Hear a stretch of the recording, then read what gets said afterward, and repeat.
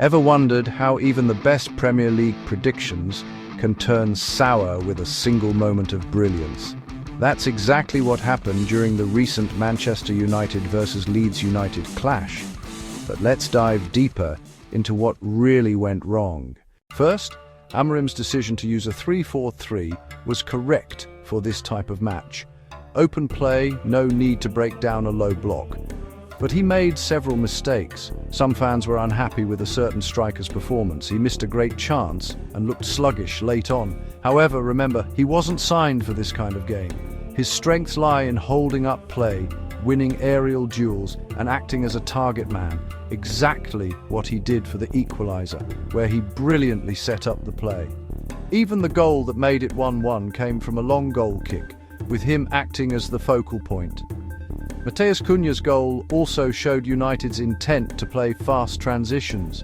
Lisandro Martinez's long balls were accurate, and Manuel Ugarte provided decent cover at the back. Leeds pressed high, and the 3-4-3 avoided the need to break a compact defence, so the structure wasn't the issue. Cunha, despite being marked tightly, only needed a second or two of freedom to link up quickly and launch counter-attacks. His quality was evident. The problem? The tempo was too slow. Lack of threat is one thing, especially with a rotated squad, but slowness is fatal. This directly ties to Amorim's starting lineup. Using Luke Shaw as the left wing-back was painfully slow. The entire left flank was dead, leaving only the right side to push forward. The essence of a 3-4-3 is having both wing-backs surging up and down quickly. With only one side doing so, countless counter-attacking opportunities were wasted. Fast breaks rely on exploiting the opponent's mistakes. When the chance comes, you must pounce immediately. Having just one functional flank made life easy for Leeds. In a mid-tempo open game, United gained no advantage. Why use Shaw? I tried to rationalise it. Maybe Amorim wanted Patrick Dorgu as an attacking midfielder to add speed up front, thinking Sesko wasn't quick enough and Cunha couldn't carry the attack alone. Experimenting isn't a crime, and testing it in the first half was fine. But failing to adjust when it clearly wasn't working was the issue. Dorgu was misplaced in a central role. He's not that type of player. He excels on the wings. With Shaw too slow on the left, both positions became ineffective. Even if Bryan Mbeumo had been the primary attacker, playing centrally at speed would have worked, but Dorgu, despite his pace, was wasted there. His skill set is wing-bound. Add to that Casemiro losing midfield battles and Leny Yoro being exposed for pace at right centre-back, and Leeds started carving United open. Despite their fitness disadvantage, Leeds were rapid. Dominic Calvert-Lewin was in top form, hitting the post in the 35th minute, with United only earning a corner. I'd already pointed out in the members' live chat at halftime that changes were needed immediately.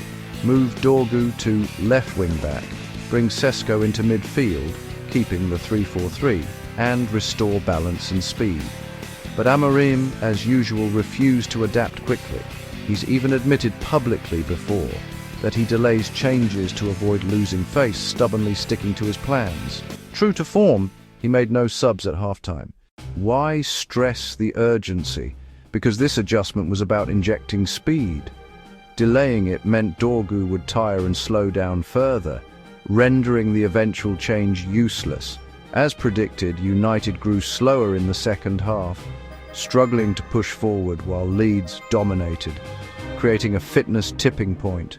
The goal they conceded stemmed from Dorgu's misplaced role, losing possession under pressure, leading to a rapid counter by Brendan Aronson. Only after falling behind did Amorim finally make the change. And what happened? Dorgu moved back to the wing, Sesko delivered a through ball immediately, and Cunha scored. Dorgu doesn't play those passes from central areas. He's not a midfielder. Sesko, proven in Serie A as a playmaker, set up Dorgu for a near one-on-one chance, and boom, goal. One tweak, one goal. So why wait? Earlier changes could have won the game. Even then, the substitutions were incomplete. Dorgu stayed on the right, with Diogo Dalot shifting to centre-back. In a 3-4-3 built for speed, both wing-backs must be quick. The correct move was Dorgu at left wing-back, and keeping the right wing-back in place, maintaining the shape. But Dorgu remained on the right, forcing early crosses with his weaker foot, adding an extra touch, slowing everything down. Basic stuff, glaringly obvious in the first half. The late half-baked changes were amateurish. Honestly, United were lucky. Leeds' own slow subs and fitness issues let them scrape a draw. Even casual viewers could see the needed changes before Amorim did. The structure, approach and match type were right, but Amorim held them back. Why do we tolerate coaches with mediocre in-game adjustments like Pep Guardiola or Mikel Arteta? Because their styles, details and tactics offer strategic value. Controlling possession, managing multiple competitions, preserving energy, crucial for top teams. Amorim has none of that to sell. A 3-4-3 must be fast. Without a possession-based identity, it's not elite-level tactics. Without that, you need Mourinho or Tuchel-level in-game mastery. Amorim has neither. What's left? His biggest selling point is trash-talking, battling the media and pundits, charming the board. If he's not cunning, then the board is just foolish. Stop blaming the players. Look how hard they fought, covering defensively, pushing forward, creating chances. But the system was too slow to support them. Even the late shot that hit the post was a long-range effort the keeper might have saved. I've always said, if United's 3-4-3 can't break low blocks, it must be fast to prevent opponents from sitting back. Not every Premier League team will naively play open football. Leeds theoretically would, so maximum points were there for the taking. Yet United couldn't capitalise. Now they're 6th, 3 points off 4th, but also just 3 above 12th. Progress? A blink and they're back in mid-table. And his post-match comments were even more frustrating. After recently calling himself the long-term saviour, he now says he could leave in 18 months, airing grievances with the board. Want signings? Then prove your tactical framework deserves investment. Right now, it's just stubbornness. He's even said publicly that he refuses to change when the media suggests it, prioritising ego over results. Who dare buy players for this rigid 3-4-3 vision? United holding back on transfers is justified. His complaints only highlight his own shortcomings. And he calls himself a manager, not a coach. Even Jurgen Klopp doesn't claim that title. What's Amorim's basis?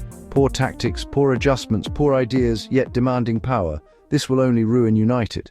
If you enjoyed this breakdown, don't forget to like, comment and subscribe to show your support. Your engagement keeps this channel going.